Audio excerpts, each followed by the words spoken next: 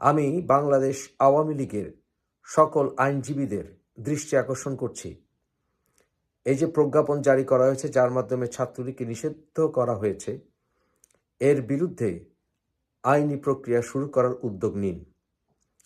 ছাত্রলীগ এবং আওয়ামী লীগ বাংলাদেশের প্রতিষ্ঠার সাথে জড়িত।